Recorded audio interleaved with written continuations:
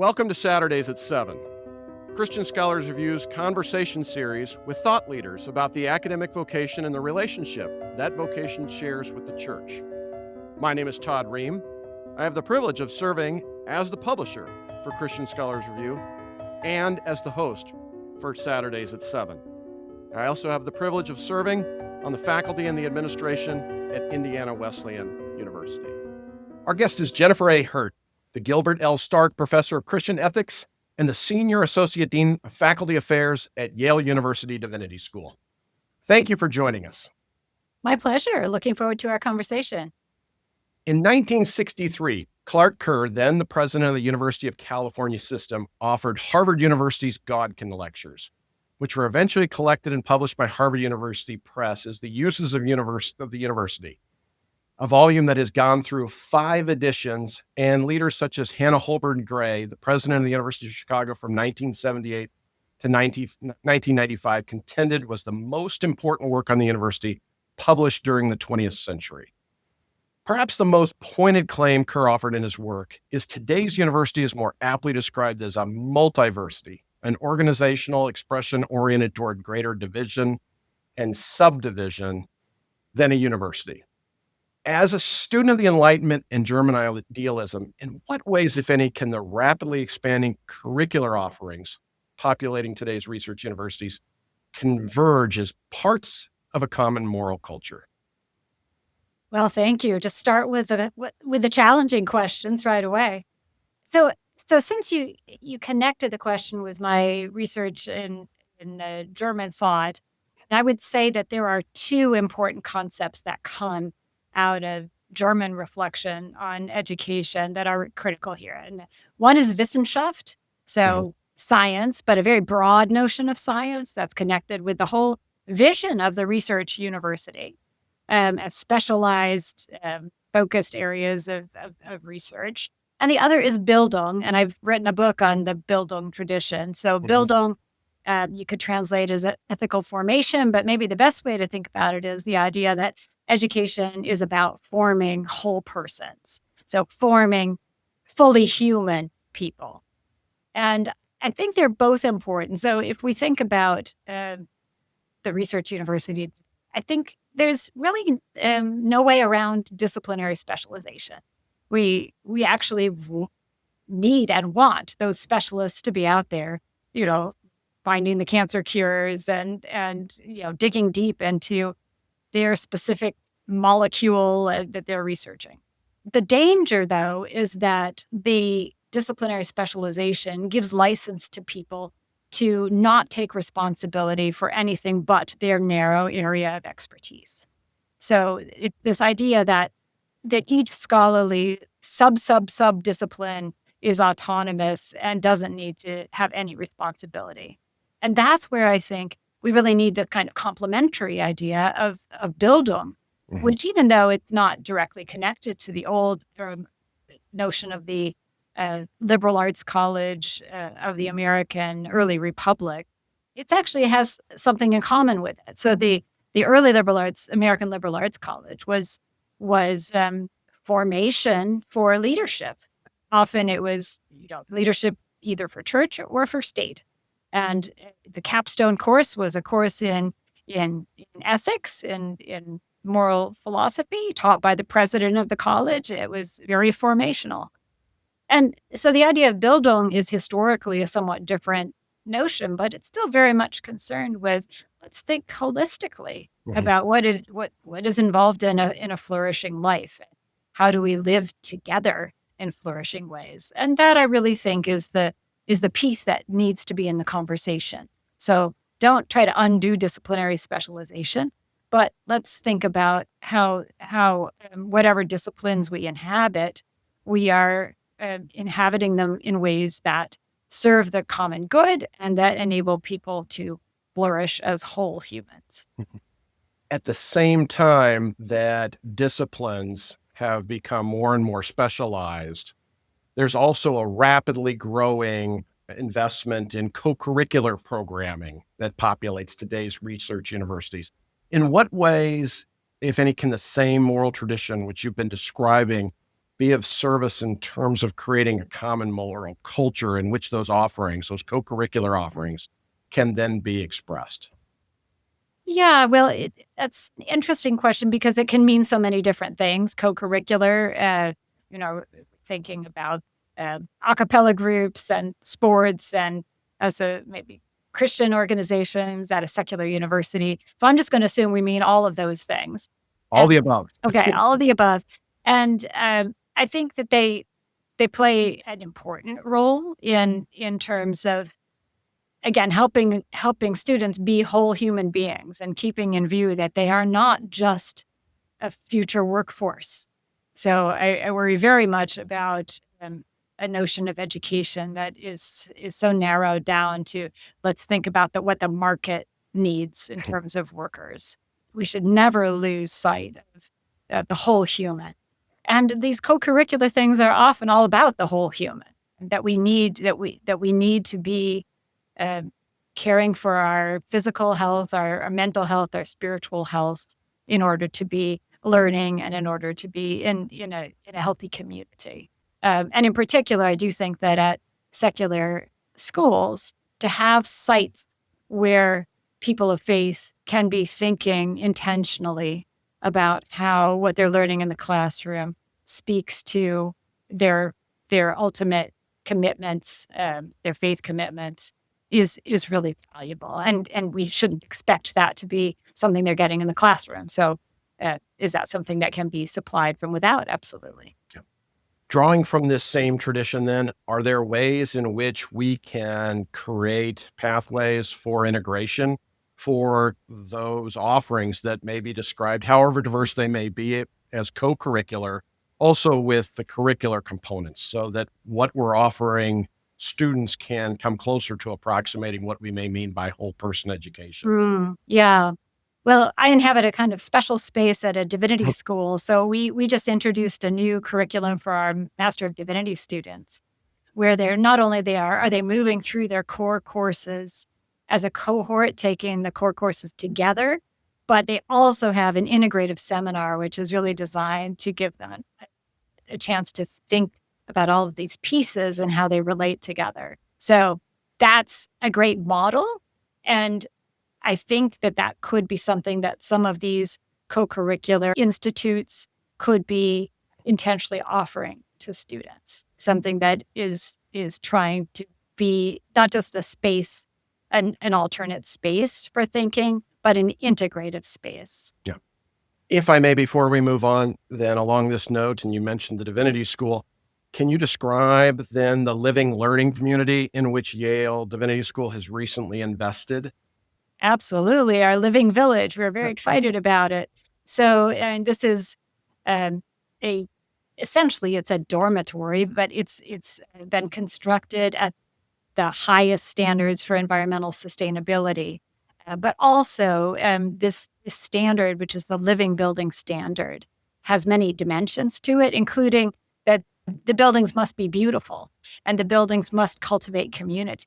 We don't necessarily think of that as, oh, that's an environmental commitment, but that is how this standard envisions it. And so, in a host of ways, this is designed to encourage community. So, for example, very large hallways with a whole wall of windows, so that you actually want to spend time in the hallway talking to people instead of the typical hallway with rooms going off on both sides where you just want to get out of the hallway as quickly as possible. Close doors as much. Right. And a lot of the units don't have kitchens. They use a shared kitchen. So you build community in cooking meals together and in eating together.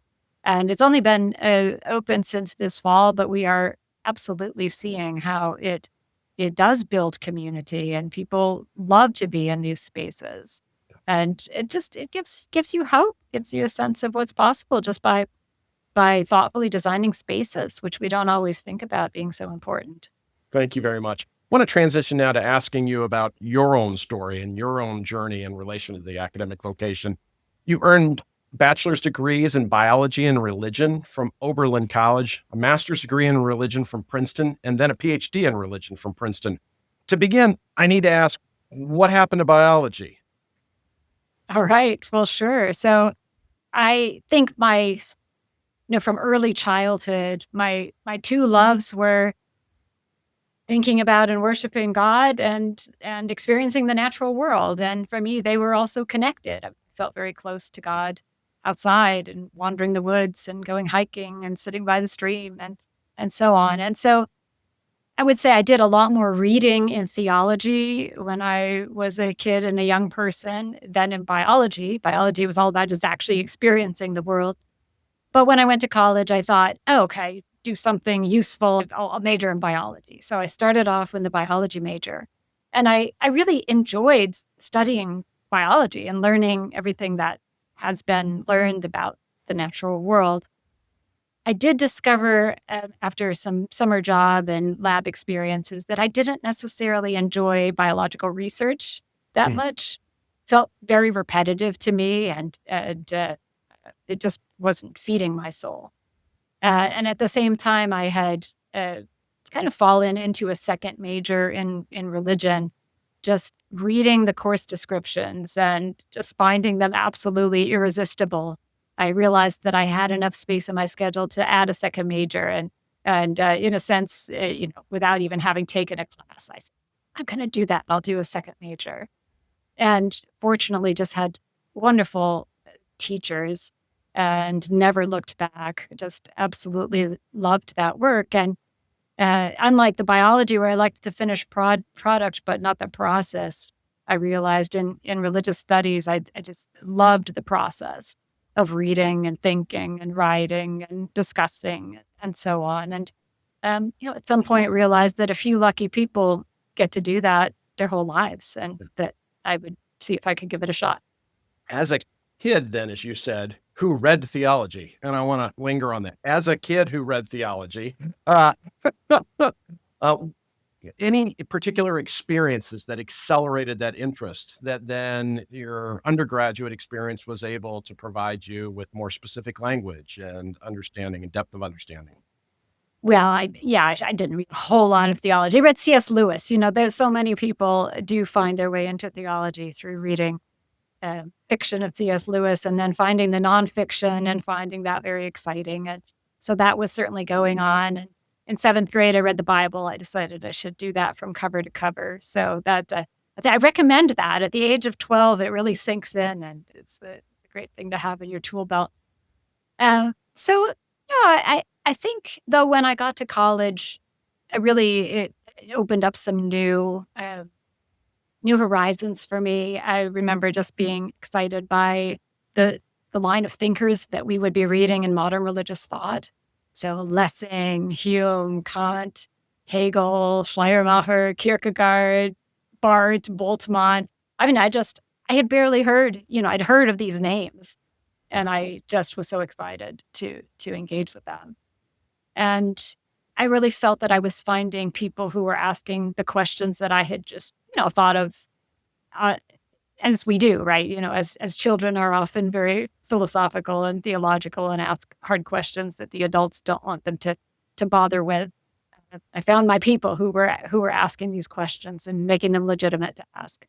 Thank you. You mentioned authors there who proved to stimulate your thinking and help with that discernment. Mentors along the way, some of whom may have introduced you to these authors. I've got to imagine that I couldn't have understood Hegel unless I was reading Hegel with somebody who could explain Hegel to me. But any mentors that helped accelerate your discernment process in terms of your vocation? Yeah, absolutely. I had two teachers who really stand out in my college days. Mike Michelson, who is a Kant scholar, and the teacher of this modern religious thought class. Just incredibly smart and funny, and everybody loved his courses. And Gilbert Meilander, who is a very well-known Lutheran ethicist. I took a few classes with him. Then only later, after I graduated from college, did I start to read his work. And he became kind of an influence on me after the fact. But of course, it makes a difference when you know a scholar whose work you're reading, that you feel more of a connection to it. So I was lucky to have those two, along with other remarkable teachers at Oberlin. And then should I launch into the graduate school part of the story? Or Absolutely, if you would please. Yeah. yeah, absolutely. So at Princeton, just continued to have really wonderful mentors and teachers. Jeffrey Stout, who is an atheist who thinks the civil rights movement would have never happened without Christian leadership. And so it was just unsettling in all of the right ways, all of the best ways. From Victor Preller, who was a Wittgensteinian Thomist, introduced me to Thomas Aquinas and really formed my thinking in very, very significant ways, and was at that time at Princeton the most theological voice, and so important for anchoring me theologically. And then Cornel West, who opened my horizons in all sorts of ways. Just one of the most remarkable African American social critics of our era. So just to have that constellation of people to work with was really quite significant. I will say that by the end of college, I went through, a crisis of faith, which is not that unusual to have happen in college. I felt that after Kant, there weren't really good options for theology, and that theology had kind of gotten into a sort of fideistic, irrationalist mode. I wrote my senior thesis on Kierkegaard. I loved Kierkegaard, but I wasn't sure that Kierkegaard offered really a viable path forward. And so I was entering graduate school in love with the questions, but very unsure whether there were answers to be had. And it took me a couple years there to find my way back. And I think that it was really preparing for grad school. The summer before grad school, I read some Jeffrey Stout because I thought I should read the people that I'll be working with. Because he was engaged with Alistair MacIntyre's thought, I read MacIntyre's After Virtue. And I would say that text was absolutely decisive in terms of giving me a sense of new directions and new possibilities, eventually kind of pointing me toward, very broadly speaking, narrative theology, but that I had a new sense of possibilities for paths forward for theology. Thank you very much. After graduate school, your first faculty appointment was at New College of Florida. And during that season in its history, New College, as a public liberal arts college, perhaps shared some characteristics and aspirations that were in common with your undergraduate alma mater at Oberlin. But after 5 years at New College, you accepted an appointment at the University of Notre Dame. Would you describe the discernment process that led you to embrace that opportunity and that appointment at Notre Dame? Yeah, well, it's true that New College had some commonalities with Oberlin, but you take the job you get out of grad school, right? And I was actually very lucky. I loved New College. Students were very smart, very quirky, and they were not privileged. This was not a private college. This was a public college. And I loved that opportunity to work with students who so appreciated the opportunity to have a liberal arts education. So I wasn't really looking to leave, but I had the classic two-body problem. And my husband was offered a position at the University of Notre Dame. And Notre Dame was going through a period of very robust spousal hiring initiatives. And so I was offered the opportunity because there were a couple champions of my work in the theology department to join the theology department at Notre Dame. And I was very excited to go. I was excited to be in a faith-based university. I like to say that at Notre Dame, theology is still the queen of the sciences. And that was a very invigorating thing to be able to explore. And because my graduate education had been in religious studies, it really was just an opportunity to dive into theology and to acquire a lot more theological education, even though I was in the classroom on the other side of the desk. So I really embraced that. Thank you. After 11 years then at Notre Dame, you accepted an appointment at Yale University Divinity School, which is where you are still today. Would you describe that discernment process that led you then to the Northeast? Yeah, absolutely. So Yale came knocking. Again, I wasn't really looking to leave, but when they approached me, it's true that I think I had always idealized Yale, at least since my graduate student days, that I had seen it as a place that was nourishing the kind of theological reflection that I found exciting and promising. So there was that lure, I will say. And also that at Notre Dame, there was a sense that I would always be a little bit on the margins as a non-Catholic during a time when Notre Dame was very understandably doing a huge push to hire Catholic faculty members and retain its Catholic identity. There was a sense that I would always be a little bit, on the edges of the room looking in at all of the controversies. It didn't really matter what side I took on the various debates. And that was frankly kind of convenient when I was an assistant professor. But then as you a junior faculty member. Yeah, absolutely. Absolutely. But then as you go along, you start to feel as though you want to have a stake in these conversations. And so it seemed to me that Yale would be a place that would more reflect my own ecumenical Protestant identity. And then there were personal factors as well. My parents were on the East Coast, and so it was a chance to get closer to them. Thank you. From 2013 to 2015, you served as Associate Dean for Academic Affairs at the Divinity School. And then in 2015, you were appointed Senior Associate Academic Dean for Academic Affairs at the Divinity School. After almost 20 years as a faculty member, what discernment process then led you to begin to embrace administrative responsibilities, which you still retain to this day?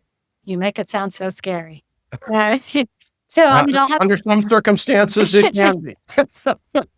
Well, it didn't come out of nowhere. So I had been tapped for various administrative roles, even at Notre Dame. So in that sense, the way it had been prepared. And nor has it been an unbroken thing. So essentially, I did 2 terms as academic dean and then extended it by 2 years because of COVID. So it became 8 years, even though my intention was to do 2 terms, which would have been 6 years. And then I had 3 years away. And then I'm in the second year of a new role as a Senior Associate Dean of Faculty Affairs. So it's a different role. That said, I was not looking to do administrative work. And I said no multiple times, but it turns out that I'm not very good at saying no. Or another way to put it is, if you're familiar with the Big 5 personality traits, I'm very high on conscientiousness. So really it was this sense that there is institutional work to be done, and someone has identified you as having the gifts, the skills, the trait to be able to do it well. I found that in the end very difficult to say no to. And over time, this did take some number of years, but over time I came to enjoy at least some parts of this work. So it is really gratifying to be part of a team that is working toward shared goals that I think are valuable. I mean, I'm very lucky to be at a school that I can identify with the mission, and that school is thriving, and there's a lot to be excited about. So it's really very rewarding to be enabling that and to be enabling your colleagues' work, and so that you're not just focused narrowly on your career success, which unfortunately is a danger. And even if it's not being drawn in by those external goods of pure success, even if it is engagement with your students and your research, there's a kind of narrowness to just being a faculty member. It can be kind of isolated, actually. And so, I've grown to appreciate that, but I wouldn't want to give up the teaching and the research either. So I'm also grateful to have been in roles that have allowed me to keep all of those things alive. Thank you. For junior colleagues, then, who are considering whether or not their calling may include service as an administrator, especially an academic administrator, what advice would you offer them? Well, I think it's great. There are some people who, unlike me, really do feel a calling to this. And we're lucky that there are some people who feel that calling, and certainly would encourage anyone who thinks it sounds appealing to grab the opportunity and try it out. There are so many ways to serve, and you will learn a lot in any role that you do inhabit. And for those who are more reluctant, well, at least take your turn. Right? Take your turn, serve, as we all should somehow take our turn at these responsibilities, and do your best, and then see. Maybe actually you will learn to enjoy and find that you can flourish in these roles in ways you hadn't imagined. Thank you. Despite the demands that come with serving as an academic administrator, your scholarly contributions have continued at comparable rates as when you were a faculty member, if not perhaps even at a greater rate. In what ways do you structure your time then to exercise your calling as a teacher, as a scholar, but also as an educational leader? Well, I think a lot of people will say this, that I got a lot more efficient after my kids were born. And then I got more efficient again after I started doing the administrative work, because there was just no choice. So I had tended to be somebody who really over prepared for my teaching. I was sort of an anxious teacher. And so you just want to go over the material again and again and again, and you become more and more anxious. That didn't necessarily translate into better teaching. I think I discovered that I actually taught better when I invested less time in preparing and was more responsive to the moment and to what was going on in the classroom. So that actually was a gift to discover. And I think as far as the research is concerned, it's certainly a major challenge to find time for research. But I'm a staunch advocate of what I call brief daily sessions. And there's empirical research out there that shows that the most productive writers are people who treat writing like walking the dog. You do not sit around and wait for large blocks of time. You don't wait for inspiration. You do it every day on a regular basis, no matter what. And for some significant periods when I had young children at home and I was doing administrative service of a major kind, it might actually have only been 15 minutes at the very beginning of the day, getting up early. But even that amount of time allows you to stay engaged with your projects. I think of it like you have a pot on the stove and it's on the back burner and simmering. But as long as it's doing that, then you can get back into it. Like you don't have to warm up the pot. It's warm. The ideas are flowing. There's a trick that I learned. If you're writing, stop writing in the middle of a sentence, because then when you start, you'll at least know how to finish that sentence. Or I'll sometimes end by writing just a couple bullet points of where I'm headed next. So that, again, when I start the next session, I don't have to wait half an hour to figure out where I'm going. Oh, I know, I'm doing these bullet points. And so that has really been, it has worked. In terms of what's worked then, you're the author of approximately 40 articles and 30 book chapters. And when you look back over that body of work, is there an arc to those contributions, themes that you might notice, questions that you have come to sort of return to and find maybe more compelling than maybe some others? It's a great question. It's great to have a reason to look back and ask what it adds up to. And I wish I did it more often. So thank you for asking the question. I think that I have, I mentioned McIntyre's influence on me. So I think that I have been concerned with some pretty basic questions all along the way. So questions about secularization. So I've been very interested in the history of modern moral thought, secular moral philosophy in relationship to Christian theological ethics. So a question like, was secularization inevitable?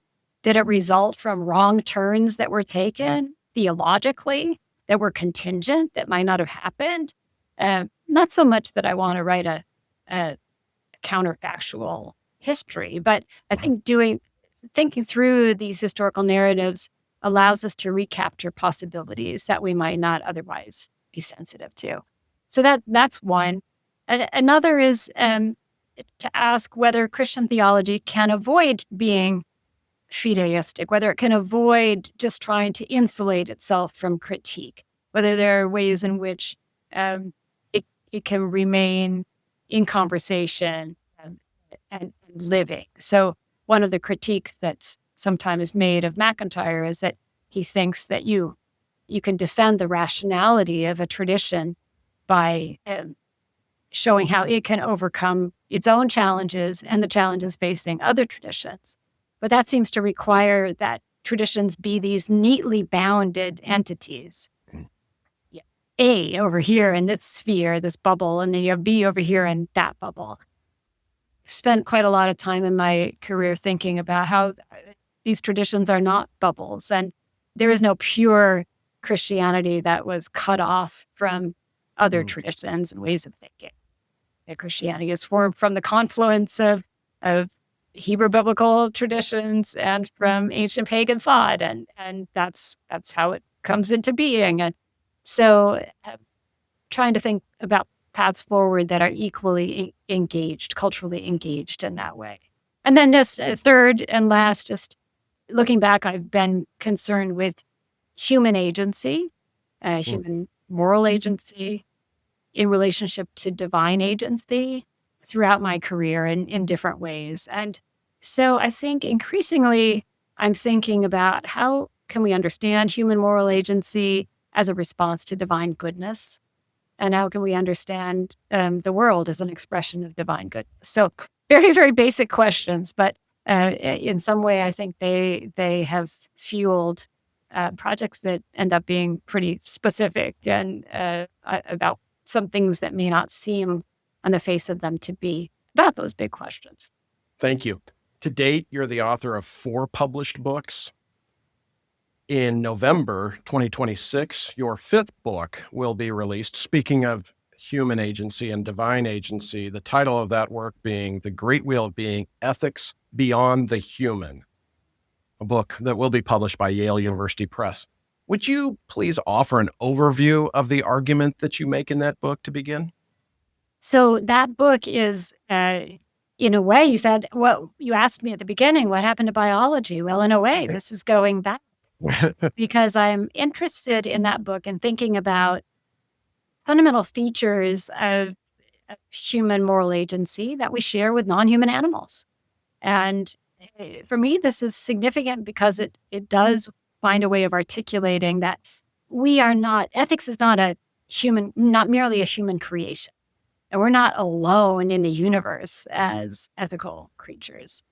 I'm interested in things like empathy, things like cooperation, social roles and social norms, even emotional reactions that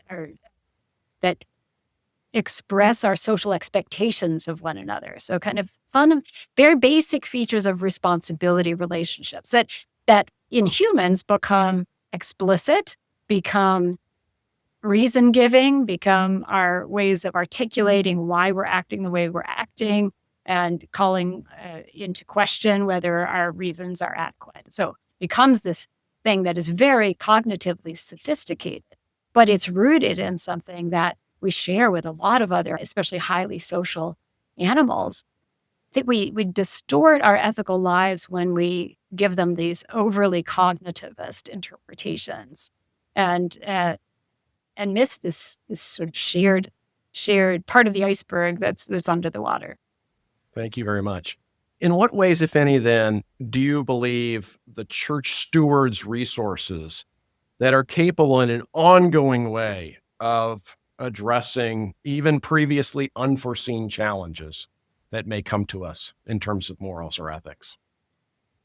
Those resources, they ultimately come from God. The fact that the world is loved into existence by God, and the church is a site of where human consciousness affirms that to be in the church is to love the world as it's loved by God and to try to respond to that love and to invite others to respond as well.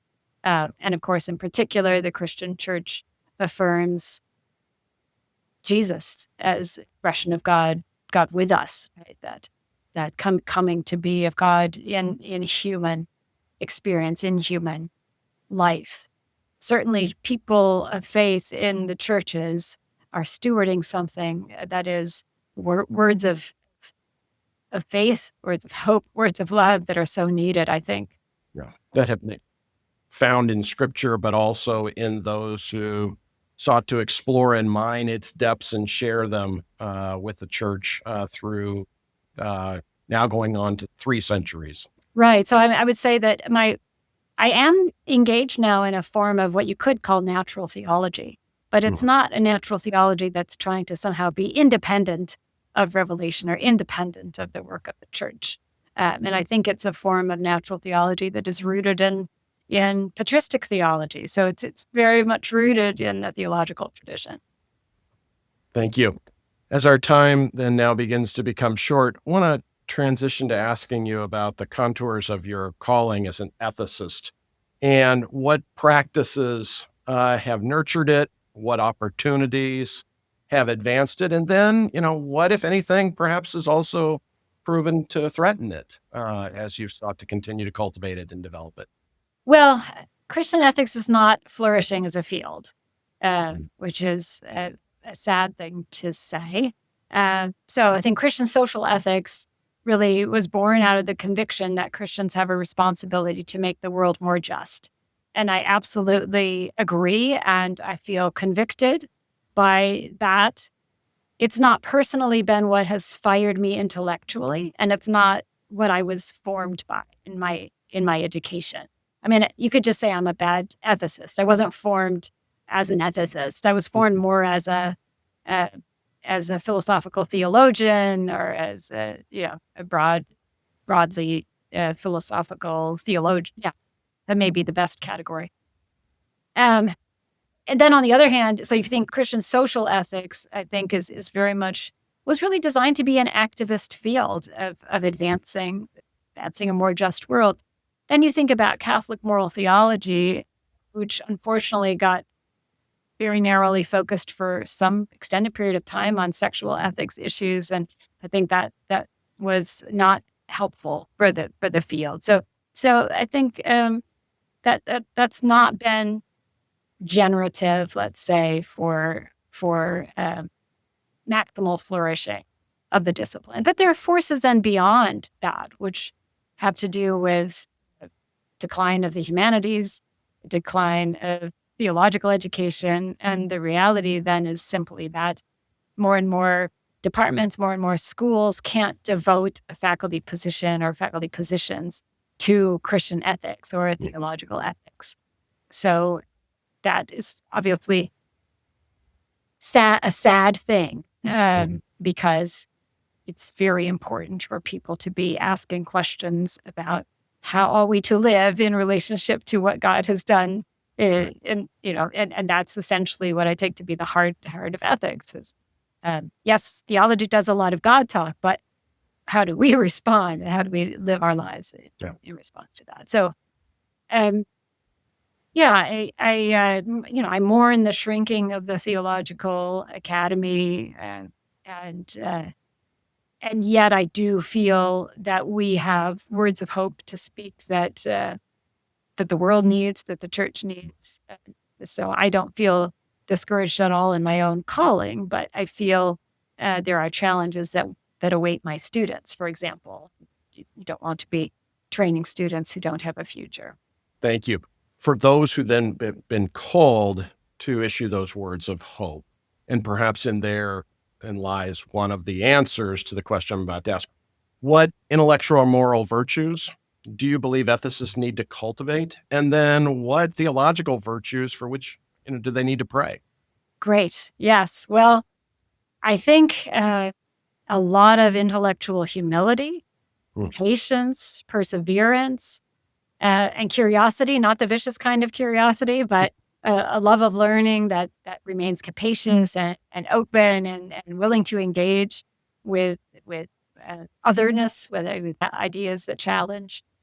So those are all, I think, critically important, not just for ethicists. I think they're important for, frankly, probably for all scholars. But I think maybe equally revealing is thinking about the vices that bedevil the scholarly life. And there is just this perpetual danger of allowing the external goods to deflect appreciation for the internal goods. So the external goods of, you need to publish, and you need to get tenure, and you need to gain respect from your colleagues, and keep doing more of that, and have your blog, and this and that. And I think often people feel, wow, something's missing of that passion that first drew me into what I'm doing. And yet, what is really a vice becomes framed as, this is just what I have to do. And because the tenure clock is a fairly long period of time, by the time people have job security, they have been deformed in ways that make them more selfish, right? More focused on their career as the top priority.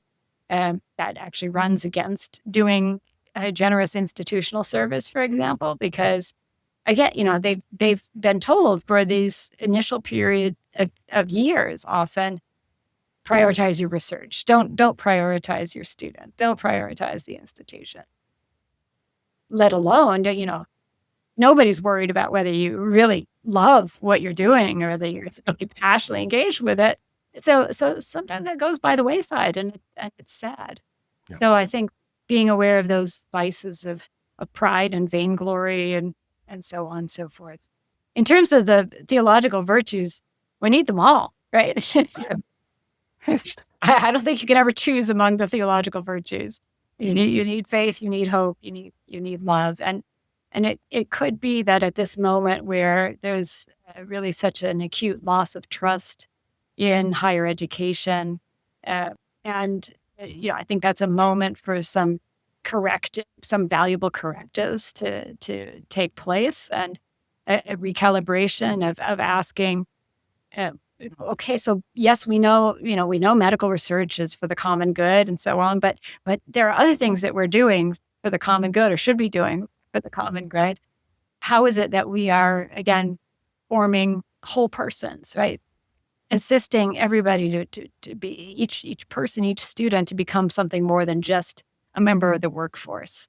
And I think that for Christians, the virtue of faith understood as trust in God, right? Trust that God is holding the world in God's hands, and that relieves anxiety. I think trying to do scholarship from a place of anxiety about theological education, anxiety about the humanities, anxiety about one's own subdiscipline, Christian ethics. We never are going to do good thinking from that standpoint of anxiety. So to be able to do that theologizing from a place of faith and hope and love is what allows us to do good work. For our last question then today, in what ways do you believe, for those who persist in faith, hope, and love, as service as Christian ethicists, can be of greater service to the church? And in what ways do you think maybe the church can even be of greater service to Christian ethicists? Yeah, thank you. That's such an important question. I think it does follow up nicely on this question of the vices of the academy, because there are rewards within the academy of being very specialized and impressing your fellow scholars in ways that can distract from the really broader and much more significant questions of, well, how are we serving God's world, right? How are we serving beyond the academy? And I think really honestly, just being reminded of that question often is important. So, and transformative. That people get distracted from what the stakes really are. I think it's fine to find a place where your passions and gifts meet the needs of the world, but you really should find a place where your passions and gifts meet the needs of the world, right? And not just the needs of your little tiny subfield. So it's not just, say, nuclear physicists who need to be asking, how does my research actually benefit others? It's ethicists, right? It's theologians who may be doing something that seems kind of unintelligible to your average person in the pew. And this is one area where I think the internet, social media, and so on can remind us. It can give us pathways into being in communication with that broader world. So for those who feel they're alienated from the world of the academy, praying for the academy is a good starting point.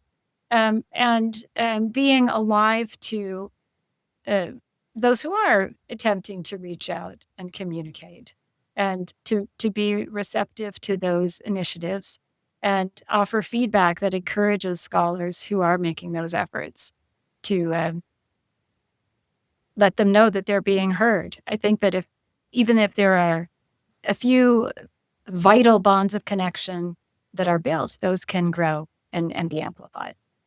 Thank you very much. Our guest has been Jennifer A. Herdt, the Gilbert L. Stark Professor of Christian Ethics and the Senior Associate Dean of Faculty Affairs at Yale University Divinity School. Thank you for taking the time to share your insights and wisdom with us. Thanks so much, Todd. I really enjoyed the conversation. Thank you for joining us for Saturdays at 7. Christian Scholars Review's conversation series with thought leaders about the academic vocation and the relationship that vocation shares with the church. We invite you to join us again next week for Saturdays at 7.